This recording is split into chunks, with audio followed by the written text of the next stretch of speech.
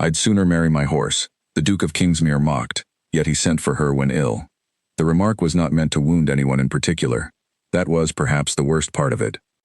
Lady Alara Voss was standing 3 steps behind the Duke of Kingsmere when he said it, holding a glass of champagne she had not yet touched because her mother had just whispered into her ear that Lord Pemberton was watching from across the room, and Alara ought to stand straighter. And Alara had been very carefully not thinking about the fact that Lord Pemberton was 62 years old, and smelled of camphor and old leather, and could not remember her name the last 4 times they had been introduced. She was thinking about that. She was thinking about how a woman could stand in a room full of people and still feel like a piece of furniture someone had moved without asking, placed here, then there, dragged between rooms without being consulted about it, and no one ever noticed the marks on the floor. She was not thinking about the Duke of Kingsmere. She had no reason to think about the Duke of Kingsmere. He was taller than she had expected from the other end of the room, with the kind of face that does things to a woman's sensible intentions that her sensible intentions deeply resent afterward, and he had spent the better part of the evening being very obviously brilliant and very obviously bored, which was a combination that made him the center of every gathering whether he intended it or not. He did not appear to intend it. He also did not appear to care. He had a glass of something in his left hand that he had not drunk from in 10 minutes because the conversation was more interesting to him than the champagne, and he stood slightly apart from the rest of the room in the way very powerful people sometimes stand, not removed exactly, but with a margin around them that no one crossed without being invited. His companion said something low. The Duke tilted his head slightly and answered. "I'd sooner marry my horse," he said. Not a shout, not a declaration for the room. The easy, thoughtless volume of a man who has never in his life had reason to worry about who might overhear him. His companion laughed and murmured something else. A name, perhaps. Her name, possibly. The Duke lifted one shoulder. "Any of them," he said. "The whole category of it. Women selected for their bloodline and their docility and whatever a mother has decided constitutes an eligible quality this season. My horse, at least, has an honest temperament. She doesn't perform. She is simply what she is, and she does not expect to be rewarded for pretending otherwise." The champagne in Alara's glass was cold against her palm. She did not spill it. She was very proud of herself for that, later, in the small hours of the morning, lying in bed and staring at the ceiling, with the particular dedication that a certain kind of mind reserves for moments it cannot set down. The replaying kind, the kind that goes over a thing and over it and over it, until all the edges are worn smooth and the thing itself is no more useful than it was to begin with, and she still keeps going because she cannot stop. She had not gasped. She had not pressed her hand to her chest. She had not turned away dramatically, or swept from the room with her chin raised at an angle calculated to communicate injured dignity. She had stood there, 3 steps behind him, and she had listened to the rest of it, because her feet had not immediately agreed to move, and because there is something about being reduced so efficiently and so casually that takes a moment to fully arrive, the way a very cold wind does not feel cold in the first 2 seconds, and then hits you all at once and you are simply in it. He had not known she was there. That was the thing she kept returning to. Moving around it the way you move around a piece of furniture in a dark room. Not the words, the not knowing. He had not been cruel to her. He had not targeted her, or even aimed in her direction. She had simply been included in a category and dismissed in a single sentence, the way you dismiss weather that doesn't interest you, with the ease of a man who had never once considered that dismissing a category of people means dismissing the people in it. She had not moved for a long moment. She had stood very still, and the champagne had stayed in the glass, and the orchestra had gone on playing something bright and cheerful about 3 feet to her left, and she had thought, with a clarity that surprised her by how little it surprised her, that she had heard versions of this her whole life. The practical one, the sensible one. The one who managed the household accounts and remembered what everyone took in their tea and never caused any trouble, which she had been given to understand since she was approximately 8 years old, was a quality of significant value, though not the kind anyone wrote poems about or stayed up thinking about or crossed a room for. The useful kind. The kind that made things run. The kind that was noticed only in its absence, like air, or warmth, or the particular quality of light that makes a room feel like somewhere you want to be. He had said it. He had said the thing she had been quietly, privately, in the smallest room at the very back of her mind, afraid was true about herself. Not that she was practical. She knew she was practical and was not ashamed of it, but that practical was all she was, and that all she was not enough to make anyone look twice, and that no one would ever send for her, or seek her out, or want her near them for any reason that wasn't fundamentally about what she could manage. She left before the end of the second set. Her mother protested with the low, insistent murmur of a woman who has invested significant social capital in a Thursday evening. Lord Pemberton had not noticed. The Duke of Kingsmere, turning back to his companion with a fresh line of conversation already forming, did not register her departure. She had not expected him to. She had not registered as someone whose departure warranted registering. She had not, as far as she could tell, registered as someone at all. The carriage was waiting. She sent it ahead and walked, because the night air was sharp and honest, and did not require her to perform any particular expression for it. The streets of London at that hour were not entirely empty, but they were empty enough that no one paid her any particular attention, which she could either feel the sting of or feel the relief of, and she was not yet sure which she was feeling. She walked.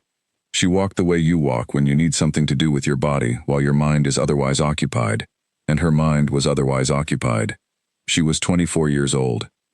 She had read everything in her father's library, which was considerable, and had an opinion about nearly everything in it that had, generally, the good grace to stay inside her head. She could manage an estate in her sleep. She spoke 3 languages and had been to places that required 1.5 of them. She could calculate household accounts faster than the solicitor, and had, on 2 occasions, quietly found the errors in his figures, and said nothing about finding them when she suggested the corrections. She was kind without being soft. She was funny in a way that most people missed because she delivered it too dryly, and didn't wait to see if they'd gotten it. She was not pretty in the way the word usually meant. She was not ugly either.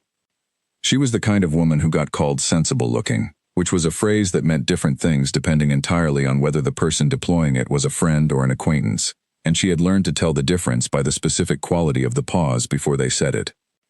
She walked until the cold came through her coat. Then she went home.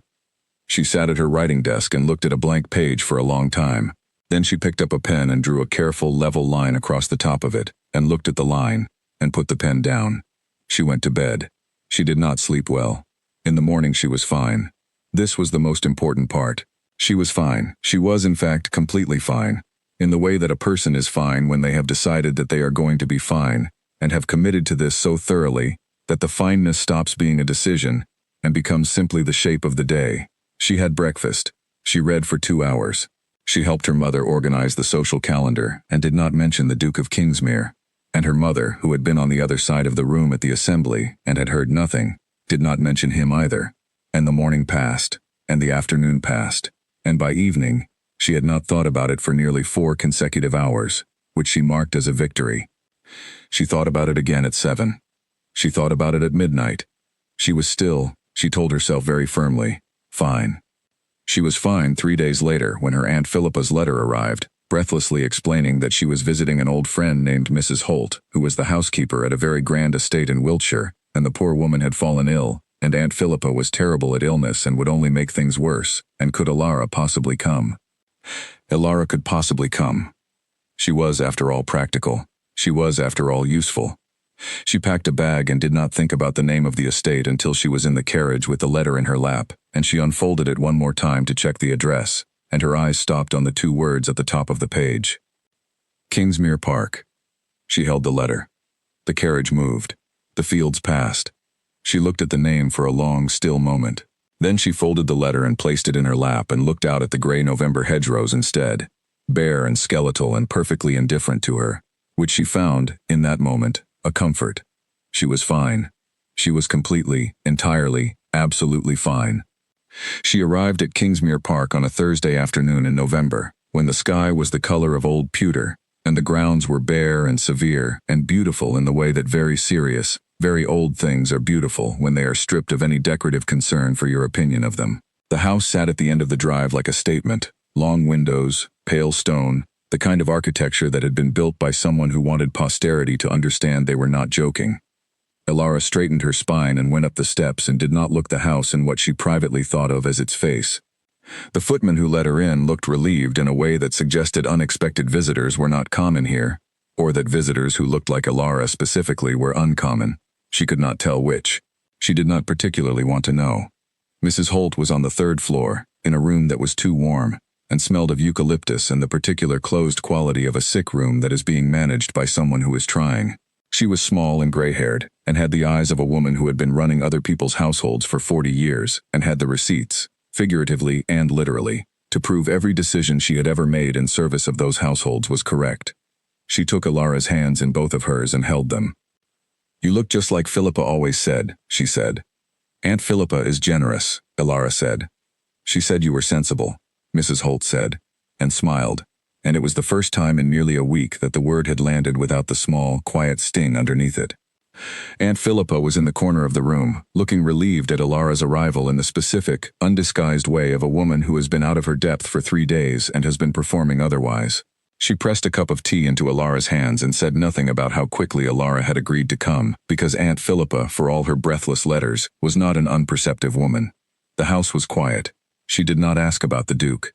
He was in residence. She gathered this from the footman's manner, and the specific way certain doors were treated as though they gave onto a different country, and from the fact that Mrs. Holt had lowered her voice when she mentioned his name before stopping herself, saying only that his grace was occupied and they would not need to trouble him. Good, Ilara thought. She had no particular interest in troubling the Duke. She wanted to help Mrs. Holt recover, and eat her meals quietly, and be gone before the fortnight was out.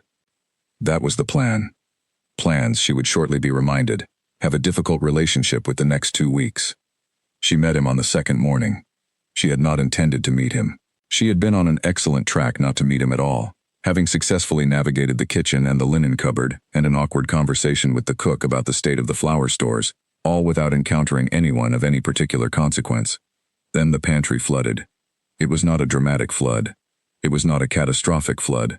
It was the kind of flood that happens when a pipe decides, after many years of reliable service, that it has had enough and would like to retire immediately, without notice, in a quantity of water that is large enough to be deeply inconvenient, but small enough to be insulting. Like being dismissed by something that doesn't even have the decency to make a scene about it. Ilara heard about it from Catherine, a maid who came to find her specifically because Mrs. Holt had told the staff that Miss Voss was in charge while she was unwell, and the cook was in a state, and nobody could find the groundskeeper, and the water was still coming and not appearing to plan anything different. Ilara went. The cook was, indeed, in a state, a contained, experienced, professional state that nevertheless communicated clearly that someone was needed to make a decision, and it was not going to be the cook. 2 kitchen maids were applying mops with the energy of people who are demonstrating effort without particularly expecting it to help. The floor was covered in approximately an inch of water. The flour bags were ruined. 3 bags of sugar had gone into the water and were sitting in it looking abandoned. Ilara surveyed the situation for 4 seconds. Then she found the valve behind the shelving unit, which someone had moved a bag of oats in front of, and she moved the oats, and she turned the valve, and the water stopped. Into the silence, the cook said, quietly, "Oh, the sugar can be saved," Ilara said. "Open the bags and spread it on the baking trays in shallow layers. Heat the oven very low, not high, or it will caramelize and be useless. The flour is gone entirely. Make a list of everything you need for the week and send it to the village this afternoon." She turned around. The Duke of Kingsmere was standing in the doorway. He was not dressed for company. He was dressed the way men dress when something has gone wrong elsewhere in the house and they have come to assess it, which is to say adequately but carelessly, and he was looking at her with an expression she had no immediate category for. She had a category for recognition. This was not recognition. He had not recognized her from the assembly. She could see this clearly, and the clarity of it was something she could spend a great deal of energy being wounded by, or she could simply note it and move forward, and she chose the latter because the former would give him more of her interior space than he had already occupied without invitation. He looked at her. He looked at the pantry.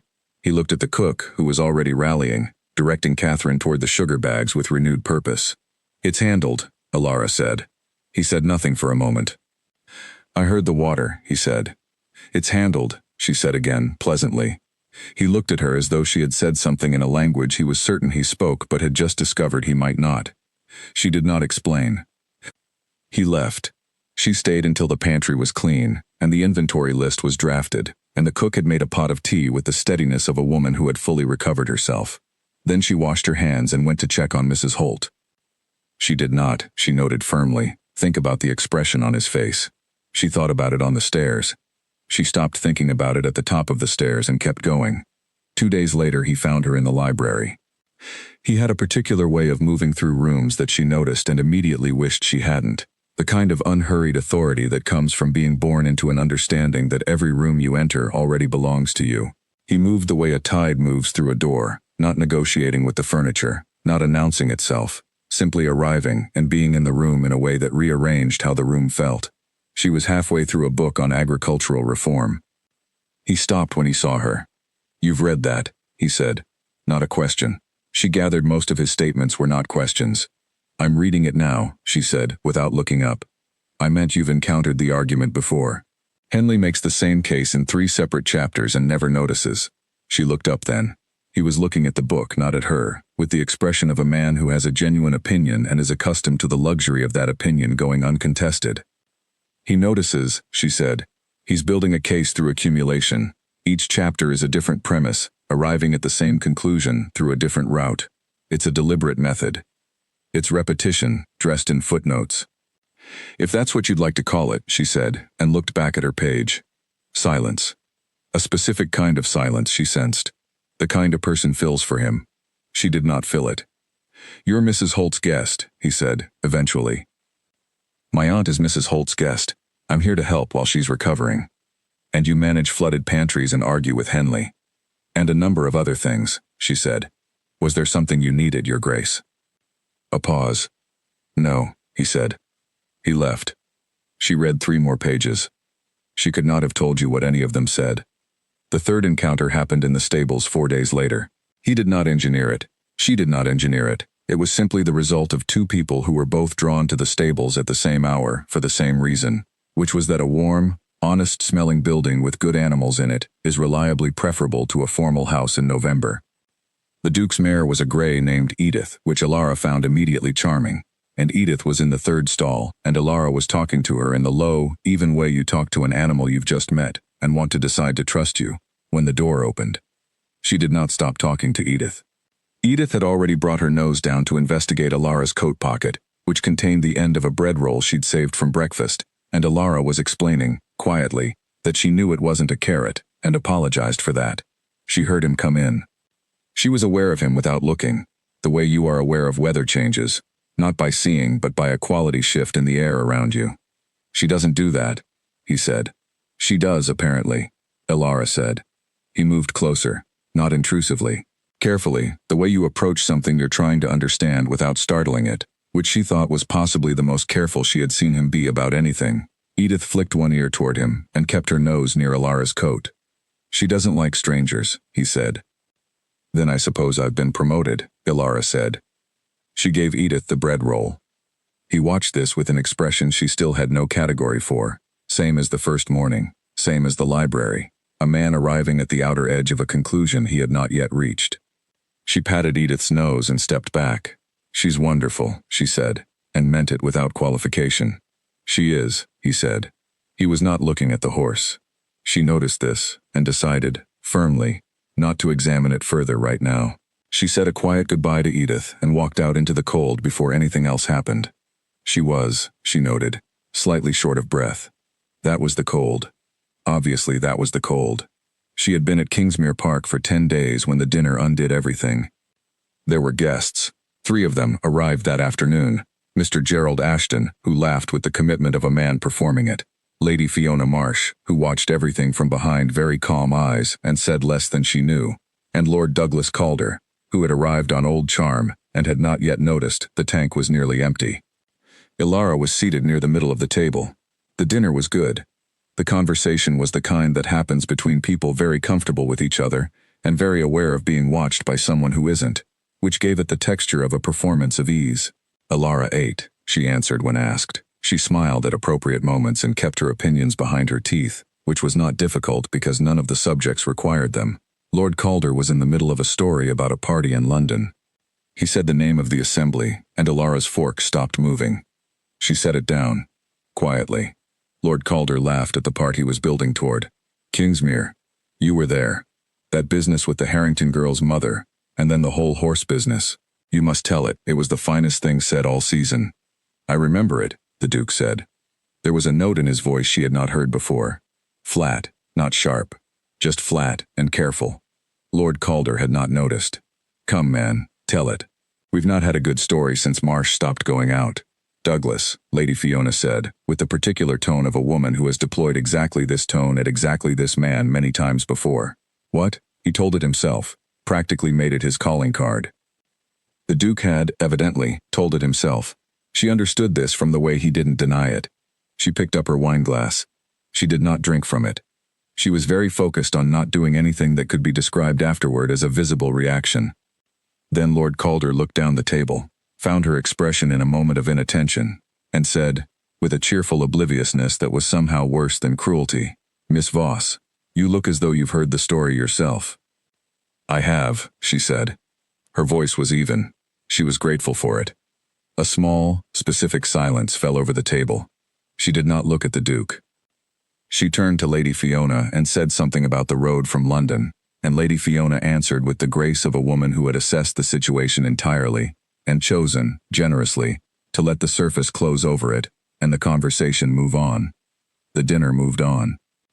After dinner, the party moved to the drawing room, and Alara said she would look in on Mrs. Holt, and no one stopped her. She went to the library.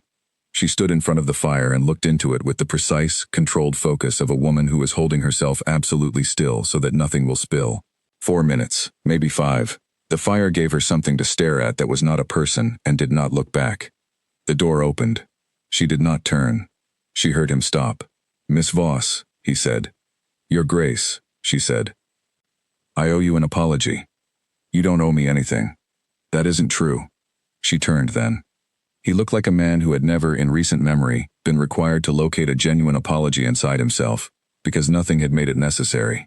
He looked like someone trying to remember how a skill works that he learned once, a long time ago, and never needed to use again, and was now standing in front of it with nothing. "I didn't know you were there," he said. "No," she said. "That was rather the point." He was quiet. "I wasn't speaking about you specifically." "I know," she said. "That's exactly what you want to say. That it was a general remark. That you didn't mean me in particular. That if you had known." She stopped. She took a breath. Slow and even. "I understand that. I have understood it since the beginning. You weren't being cruel to me. You were simply not thinking about me at all. And I'm afraid," she said, "that is somehow the worst thing." The fire crackled. He did not say anything. She looked at him for a moment, steadily, in the way she looked at both problems she intended to solve, and problems she had decided to walk away from without solving. "Good night, Your Grace," she said. She walked past him. He did not try to stop her. She went upstairs and sat at the small desk in her room, and looked at the wall for a long time, and did not cry, and did not feel triumphant, and did not feel the particular satisfaction that was supposed to come from having said the right thing in the right moment. She felt the thing she always felt. The quiet, level, unspectacular feeling of being entirely, absolutely, completely herself, and not knowing if that was ever going to be enough for anyone. She went to bed. She lay in the dark. The ceiling said nothing useful. She was fine. She was going to keep being fine. She was going to keep being fine until it was true again. The house was different in the days after the dinner. She could feel it the way you feel a pressure shift before a storm that is not yet committed to arriving. Something altered in the quality of the air, in the way certain rooms sounded and certain silences settled, without anything visible having moved or changed. The Duke avoided her. She noticed this not because she was watching for it, but because avoidance in a house that size required deliberate, sustained effort, and deliberate effort leaves traces. He was in the breakfast room when she was not in the breakfast room. He was not in the library when she arrived at the library. He was not in the stables at the hour she had, without meaning to, begun to associate with his being there. She did not look for him. She helped Mrs. Holt, who was improving steadily, the color returning to her face by degrees, the sharpness of her eyes coming back. She read. She took walks in the cold gardens with Aunt Philippa, who talked about the old days and the house and the way the light fell in November across the south fields, and asked no questions about Ilara's mood or her sleep, which was an act of love Ilara was deeply grateful for. On the 4th day she came to the library and he was already there. He did not leave. She sat in the window chair. He remained at the desk. They did not speak for 20 minutes. Outside, the November garden was bare and very still. Then he said, without preamble, "I want to apologize properly." She set her book in her lap. He looked at the window, then at her. He had the look of a man who has prepared something and is finding that it does not perform the way it performed inside his own head, where he had full editorial control. "I have been thinking about what you said," he said, "that it was worse because I wasn't thinking about you. I think you were right. I've turned it over for 4 days and I keep arriving at the same place. He stopped. I don't have an explanation that would make it better. I don't think one exists. She looked at him. He looked back. All right, she said. All right? I'm not going to tell you it was nothing. It wasn't nothing. But I believe you mean what you're saying, and I'm choosing to leave it at that and move forward. He was quiet for a moment. Something shifted in his expression. Something very small. That's more than I expected. Yes, she said. I expect it is. She went back to her book. He stayed at the desk. He did not leave for an hour. She did not read a single page she could afterward recall. 3 days after that, they had an argument. Not a mean argument, the kind that begins because two people have genuinely strong opinions and find themselves in the same room with a book that touches those opinions and neither of them has learned to have strong opinions quietly. It was about the Henley. He said the method was inefficient and the argument would have been stronger if compressed. She said he had read it wrong. He said he had read it twice. She said reading a thing twice incorrectly produced a person who was twice as certain and equally wrong, which was possibly the most dangerous category of reader. His expression at this was something she filed away in a place she was not going to look at too often. He said she was unreasonable. She said she was the most reasonable person in the room, which was not a very high bar at present, but she was willing to work with what she had. He almost smiled. She looked at the fire so she did not have to watch it. The argument continued for an hour and covered ground that went well beyond Henley, into taxation, land reform, the education of tenant children, and 3 other subjects she had opinions about that she had not previously had occasion to deploy. He pushed back on every point. He was wrong about several of them. He was, she had to admit, unexpectedly, right about one. She granted him the one. He did not concede anything, but he did allow, at the argument's end, that she had given him reason to reconsider his reading of the 2nd chapter, which from a man like that was essentially a standing ovation. She went to bed that night with something unfamiliar sitting in her chest. She lay in the dark and looked at the ceiling, and named it honestly. Not warmth, not danger, something in between, with the quality of both. She acknowledged to the ceiling, in some trouble. The ceiling was unhelpful about this. She slept better than she had in weeks. She spent the next morning at Mrs. Holt's bedside reading to her, and the afternoon helping Dorcas, the capable woman who managed the household in Mrs. Holt's absence, reconcile 2 months of accounts. The accounts were in better order than expected, which Alara found satisfying, and she made 3 small improvements to the system that Dorcas received with the gratitude of someone who has been working around an inefficiency for so long they've stopped seeing it. Aunt Philippa found her in the corridor that evening. "You look better," Aunt Philippa said. "I feel fine," Alara said. "You look better than fine," Aunt Philippa said, with the tone of a woman who has watched Alara for 24 years and has opinions about what fine looks like on her face. Alara said nothing. Aunt Philippa patted her arm and went to bed. Alara stood in the corridor for a moment. Then she went to her room and did not look at the ceiling, and slept. The following morning the Duke was in the breakfast room when she arrived. He looked up. She said good morning. He said good morning. She sat down. He passed her the coffee without being asked. She accepted it without comment. They sat in the same room for 20 minutes, eating and not speaking, and it was the most comfortable 20 minutes she had spent in a room with another person in longer than she could recall, and she did not examine why, because examining it felt like touching something fragile, before she was sure it could hold her weight. She left before he finished his eggs. She went to find Dorcas. The next 5 days passed in a way that felt entirely ordinary from the outside and entirely extraordinary from the inside, which she was beginning to understand was how things happened when you were paying the wrong kind of attention to the right kind of person. She was very careful not to be paying that kind of attention. She paid it anyway. She was scheduled to leave on Friday. On Thursday evening she checked on Mrs. Holt and found her sitting up and fully bright-eyed, and telling Aunt Philippa a story about a cook who had once put salt in the wedding cake instead of sugar, and the subsequent events. And Alara stood in the doorway and listened and laughed and felt something loosen in her chest that she had not known was tight. She went down for dinner. The Duke was already at the table. He stood when she came in. She sat. He sat. "You're leaving tomorrow," he said. "Yes," she said. He looked at his plate. "The accounts are in good order," she said. "Dorcas has everything. Mrs. Holt will be fully back within the week." "Yes," he said. "I know." They ate. Outside, the November wind moved through the trees in a way that sounded like it was working up to something. "You could stay," he said. If Philippa intended to remain. Aunt Philippa intends to remain another week, she said. She and Mrs. Holt have 30 years of stories to tell each other. Then you could stay another week, he said. She looked at him. He was looking at his plate, with the careful attention of a man who has said something and is waiting to discover whether it was a mistake. I could, she said. She stayed another week.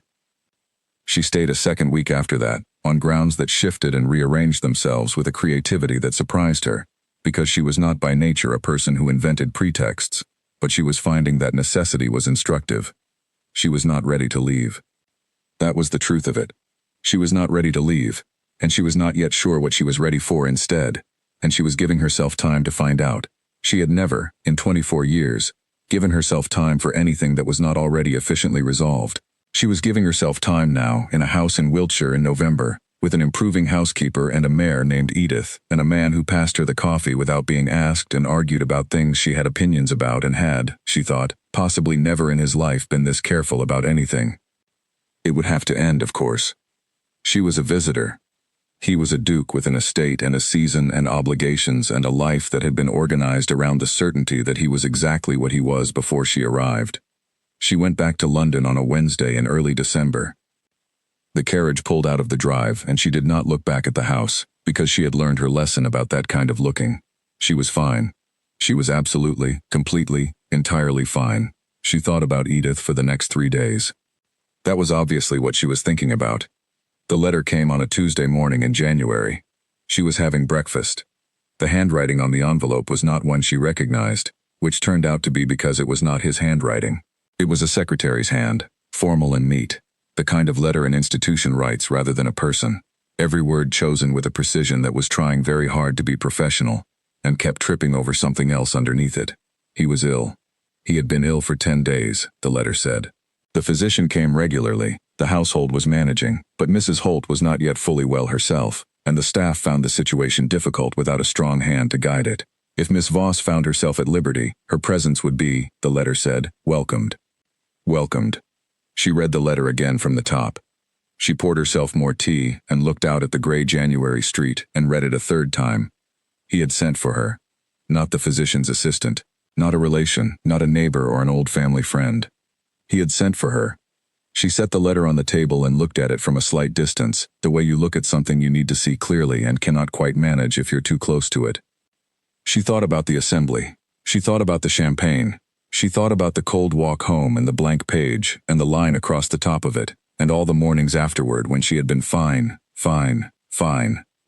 She thought about the library and the stables and Edith's nose in her coat pocket. She thought about 20 minutes eating breakfast in the same room without speaking, and the ease of it, the specific, unusual ease of it. She thought about her name in the dark.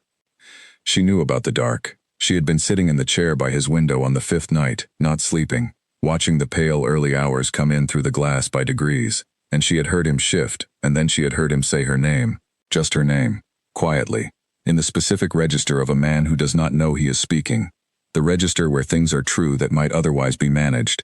She sat with the letter for a long time. She did not go on Wednesday. She did not go because she needed to think, not about whether she would go, which she had known in the first minute, but about what it meant that she was going, and what she was going to do about the thing she had been naming carefully in the dark for the last 2 months. She thought about it all of Tuesday. She thought about it through Wednesday. On Thursday morning she was in a carriage. She had told her mother she was going back to Mrs. Holt, which was true. Her mother had looked at her with the expression of a woman who knows more than she is asking, and has made a considered decision to wait and see. The roads were January bad. The sky was low and pale and serious. She arrived at Kingsmere Park in the early afternoon to find the house wrapped in the particular quiet that comes to a house when the person who animates it has been removed from the ground floor and no one is quite sure what to do in their absence. Dorcas met her in the hall. In 2 sentences, she communicated the full state of the household with an efficiency that Alara recognized and respected. The physician had come yesterday. The fever had broken the night before last but remained elevated in the evenings. The patient was not eating enough to matter, and had been, she said, with the neutrality of a woman choosing her words very deliberately, difficult about it. Alara could imagine. She went up. She knocked. A pause. Then his voice, hoarser than she remembered, said to come in. He was propped against pillows that had been arranged by someone who had never quite figured out how he preferred them, and he was wearing the expression of a man who has been horizontal for 10 days against every wish he possesses, and has strong, extensive, clearly articulated feelings about the injustice of it. He was thinner. His face had the hollow quality of a week of not eating properly and sleeping wrong and running a fever and being angry about all of it. He looked, for the first time since she had known him, like someone the world had caught off guard and had not let up on. He looked at her. She looked at him. "You came," he said. "I came," she said. She sat in the chair by the window, which was, she noted, the same chair she had been in before, and she did not examine why she sat there specifically. And she looked at him, and he looked at her, and neither of them said what this meant, and the silence was not uncomfortable, which was itself a kind of information. "Dorcas tells me you're not eating," she said. "The broth is dreadful. I'll speak to the kitchen." "You don't need to." "I know," she said. She spoke to the kitchen. The broth improved considerably. He ate it. She spent the rest of that day learning the current state of the household, which had been running on the combined effort of Dorcas and the staff with admirable determination, but was beginning to show the particular strain of a machine whose organizing principle has been removed. She made 4 decisions before dinner, communicated them quietly to the right people, and by evening, the house had settled back into the shape of itself. She checked on Mrs. Holt, who was indeed considerably better and very glad to see her, and who looked at Alara's face with the eyes of a woman who has managed other people's households for 40 years, and therefore knows exactly what she is looking at, and said nothing. Aunt Philippa, still in residence, also said nothing. The silence of these 2 women, separately, was the loudest thing in the house. Alara went back upstairs. He was awake. She read to him for an hour, which he had not asked for and did not protest, and which she did because his breathing was ragged, and she thought it would give him something to focus on that wasn't the discomfort of being ill. She read from the book she had left on his bedside table on her last visit, which was still there, she noticed. It was still there with a page folded down at chapter 4. He had read it. She didn't say anything about this. She read until he was asleep, and then she sat in the chair for a while longer, because the evening was dark and quiet, and the chair was a good place to sit, and she was not, she realized, in any hurry to be somewhere else. Over the next 3 days, his fever moved in the unpredictable way that fevers move when they are making up their minds about something. Up in the evenings, lower in the mornings, broken for a day, back the next. She argued with the physician about the window, because the room was too closed and she believed in cold air, and the physician believed in warmth and confinement, and she held firm until he agreed to a compromise, and the Duke said, from the bed, with a hoarseness that was becoming his voice's new character for this period, that he preferred the window open, and would be obliged if the window could be opened, which it was. She managed the household accounts for February. She oversaw the delivery of a new supply of firewood, and found the groundskeeper's record-keeping to be creative in ways she would be addressing, when the patient was well enough that she had mental energy to spare for it. She had meals sent up on a schedule. He ate them. He complained about most of them. He ate them anyway. On the 5th night his fever climbed. She had been in the chair, not quite asleep, watching the dark outside the window lighten so slowly it was barely movement. She heard him shift in the bed, restless, the way a fever makes you restless, looking for comfort that isn't there. She heard the sound of someone in a room with themselves who was very uncomfortable. Then she heard him say her name. Once. Then again. Quieter. Then nothing. She sat very still. The light came in. She did not move from the chair. In the morning he was cooler. He woke and looked at her with clear eyes for the first time in days, and the look had the quality of a man reassembling himself, taking stock of what was there, and what the period of illness had rearranged. "You should sleep," he said. "I slept," she said. He looked at her for a long moment. "Thank you," he said. 2 words. She looked back at him. He was looking at her with the full quality of that attention she had been managing since the stables, the attention that had been accumulating quietly over weeks and months without her ever quite managing to set it aside. "You're welcome," she said. She went to wash her face. She thought about her name in the dark for the rest of the day. She thought about it very carefully. She thought about what it meant when a man who spent his life perfectly controlled said your name in the unguarded hours before dawn, without knowing he was saying it the way you say a thing when it is simply true. She did not say anything about it. Neither did he. They both understood, she thought, that it did not need to be said yet. It could wait. She was not in a hurry. For the first time in her life, she was somewhere she wanted to be, and she was not in any particular hurry to move on from it. He was better. She knew it first from the eggs. He had opinions about the eggs at breakfast on a Thursday morning, delivered with the full conviction of a man who had been lateral and voiceless for too long, and had things to say about the world, starting with the eggs. The cook received these opinions with the patient dignity of someone who has been cooking for 30 years and has produced perfect eggs for 29 of them. He was better. She knew it from the arguments, which came back before anything else, returning like the first sign of spring in a garden you've been watching through winter, something small and bright and unmistakable. He argued about the window schedule. He argued about the physician's visit frequency, which he considered excessive. He argued, across the breakfast table one Thursday morning, about a passage in the newspaper she had been reading, and the argument went on for 45 minutes and covered ground that included parliamentary procedure, the management of the lower counties, the proper responsibility of a titled landowner to his tenants in a bad harvest year, and the specific mechanisms by which institutions protect themselves rather than the people they claim to serve. He was wrong about two things. She told him so. He disputed it. She held firm. He said she was unreasonable. She said she was the only reasonable person at the table, which was not a difficult position to hold when you were the only person at the table. He said she was infuriating. She said she had been called worse by less interesting people. He was quiet for a moment after that. Then he said, "Who?" She looked at him. Something had shifted in his face. Not the argument face, something underneath that. "Various people," she said. She went back to the newspaper. He did not push it. But she thought about the question for the rest of the day, which was information about herself she was not sure what to do with.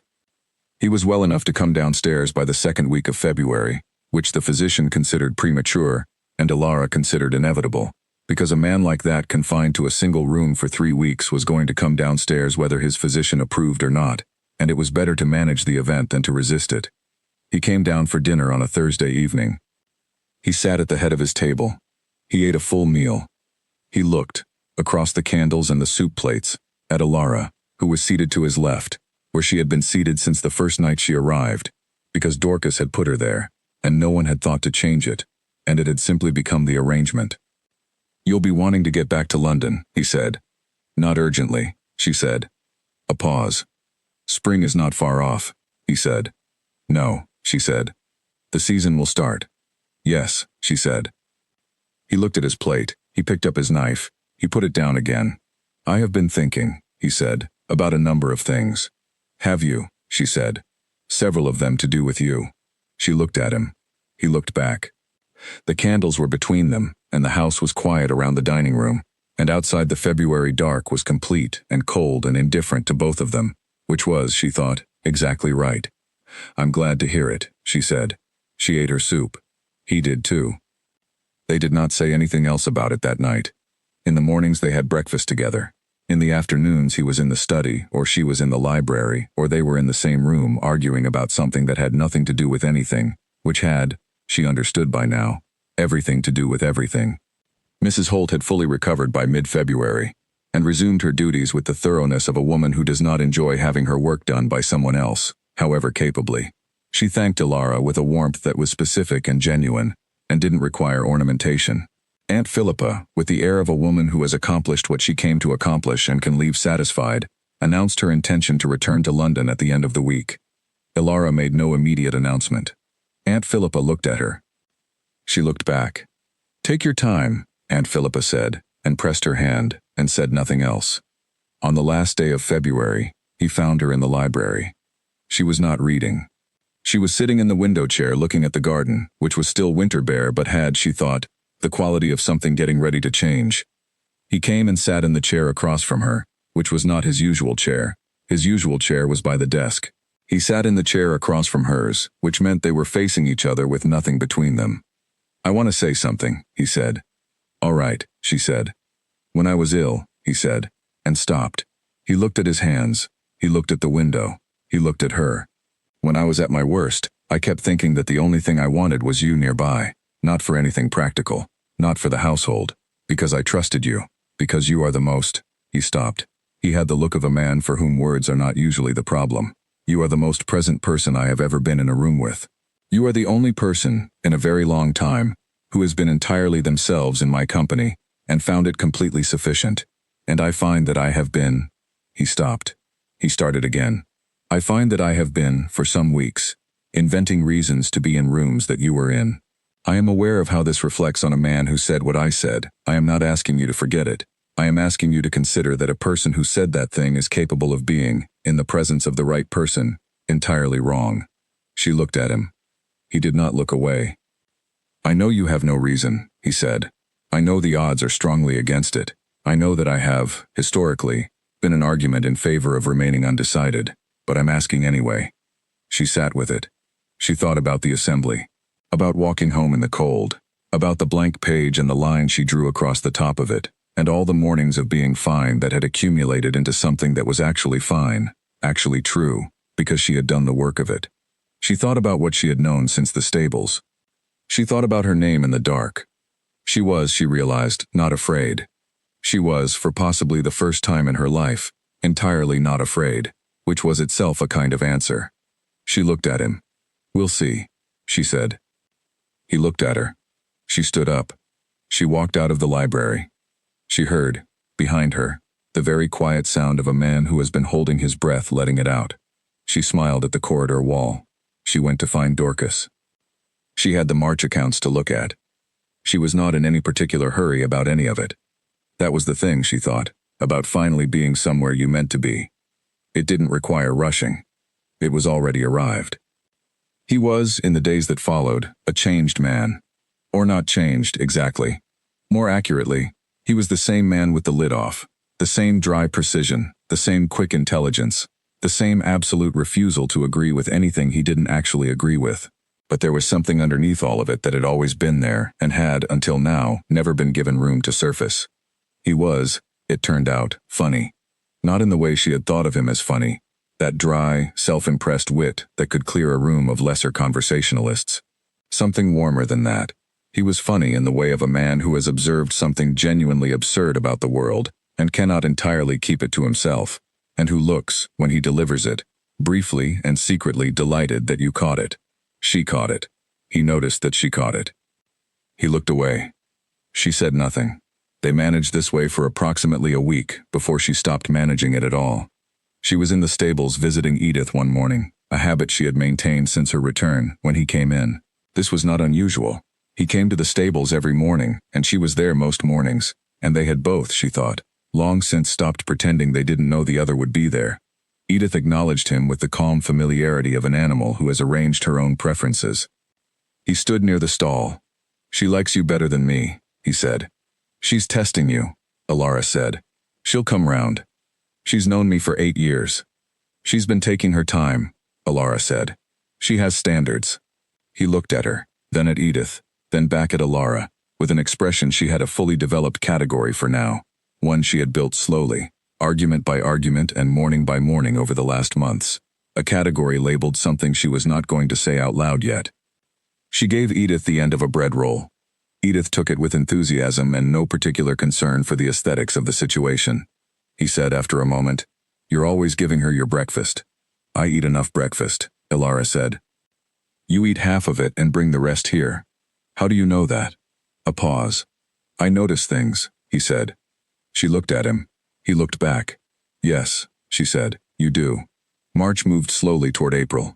The gardens came back by degrees, the rose bed first, then the south border, then the wide stretch of lawn that ran down from the east terrace, which she had once walked across in November when it was entirely dead, and which was now beginning to show green at the roots in the way things show green when they have decided winter is done with.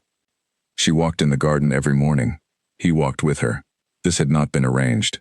It had simply happened, the way things happen when two people are both in a place at the same time every day and have, after enough days of this, stopped finding it necessary to explain.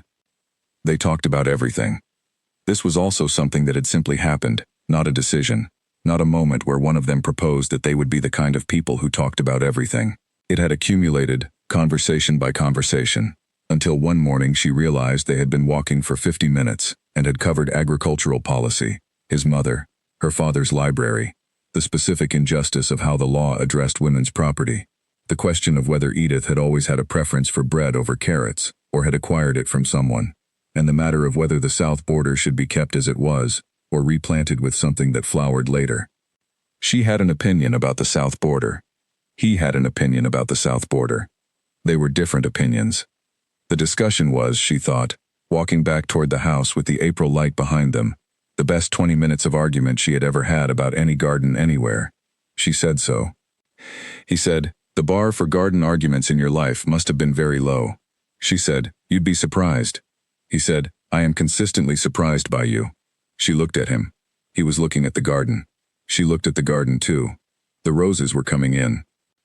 One morning in early April she received a letter from her mother which reminded her, gently and then less gently across 4 paragraphs, that the season was about to begin in London, and that there were obligations and invitations and things that required her presence, and that she had been in Wiltshire for considerably longer than anyone had initially expected. She wrote back. She said she would return to London when she was ready. She folded the letter and sealed it, and handed it to the footman, and did not feel guilty about any of it, which was new, and which she considered informative. She told the Duke that evening at dinner. He said, "Your mother will be annoyed." "My mother is frequently annoyed," Alara said. "She manages it very well." He said nothing for a moment. Then, "I would like you to stay." She looked at him across the candles and the dishes. "I know," she said. "That isn't an answer." "It isn't a question yet," she said. He was quiet. "Not yet," she said, which was different from no, and he heard the difference, and he nodded, and the dinner continued. He gave her time. She had not expected that. She had expected him to be impatient, because impatience was the natural shape of a man who had always had things when he wanted them. But he was not impatient. He was, she thought, possibly learning, in real time, how to wait for something, which was a skill he had never needed before and was acquiring with the specific focus he brought to everything he decided to do correctly. She watched him learning it. She found it, unexpectedly, the thing she found most about him. Not the arguments, which were extraordinary. Not the way he looked at things, which was precise and honest and very much the way she looked at things. Not Edith, and not the breakfast, and not the 20 minutes reading every evening. The waiting. He had said what he felt in the library, and then he had left it there, and he had walked with her every morning and argued with her about the garden and passed her the coffee and not asked her again. That, she thought, was the poem she had been looking for. Not a poem. A man who waited. She told him on a Wednesday afternoon in April. They were in the garden. She had been crouching by the rose bed doing something she could not have explained precisely, a kind of attending to, when she heard him behind her. She stood up. She turned. He was standing a few feet away with the particular still quality he got when he was being careful about something, and he was looking at her with the full, undivided quality of that attention, all of it, nothing managed. "Alara," he said. Her name in his voice, in daylight, spoken like something he knew was true. She looked at him. "I know what I said," he said. "I know I have no right to expect it to mean anything coming from me. I know the history. I am not pretending it away." He took a breath. "I would not sooner marry anyone else on earth. That is what I mean to say, and I know that I have spent the last several months finding reasons to be near you, and arguing about things I have opinions about because you have opinions about them and your opinions improve mine, and sitting in the stables on the pretense of seeing my horse when I am actually there to see you." He stopped. "I'm asking you to marry me. I'm asking knowing you could very reasonably refuse, and I will wait as long as you need to decide." The garden was perfectly quiet around them. She looked at him. She looked at the roses. She looked at his face, which was the most open she had ever seen it, stripped of every performance he usually wore as casually as other men wore their coats. She thought about the assembly, and the champagne, and the cold walk home, and the blank page, and the line she had drawn across the top of it. She thought about every morning in the stables. She thought about her name in the dark. She thought about a man who had waited. She took his arm. She did not say yes. She said, "We'll see," and she walked them both back toward the house, and the April garden closed behind them, and the roses were coming in strong, and the sky was the pale, committing blue of a season that has finally decided to arrive. He walked beside her. He did not speak. His arm under her hand was warm and solid and entirely still. She held it. She walked.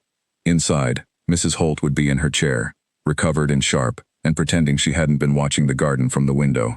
Aunt Philippa, who had returned last week on grounds nobody had examined too carefully, would be in the sitting room with her book. Dorcas would be managing the spring accounts with the precision of a woman who does not require oversight. The house would keep. The house always kept. She did not look back at the garden. She was not in a hurry. She had spent a long time being fine, moving from room to room in the life she'd been given, efficient and useful, and entirely herself and entirely unseen. She had spent a long time believing that practical was the consolation prize, the thing you got instead of the one that made someone send for you. She understood now that she'd had it backwards. The poem was not the thing you got at the start. It was the thing you arrived at. She had been building it for months, argument by argument, morning by morning, bread roll by bread roll, and she was nearly at the end of the building, and what she could see from here looked like something she was not afraid of. She walked on. He walked beside her. The house waited. The sky held. She had always been this. She had been, for a little while, persuaded to believe it was less than what it was. She was not persuaded anymore. She felt his arm under her hand. She did not look at him. She did not need to. She already knew the expression. She had a category for it now. She had built it carefully, over months, in the same quiet, precise, entirely competent way she built everything, and it was solid, and it was hers, and she was keeping it. The door opened. The house received them. Outside, the April light settled over Kingsmere Park. The roses were coming in. They always did,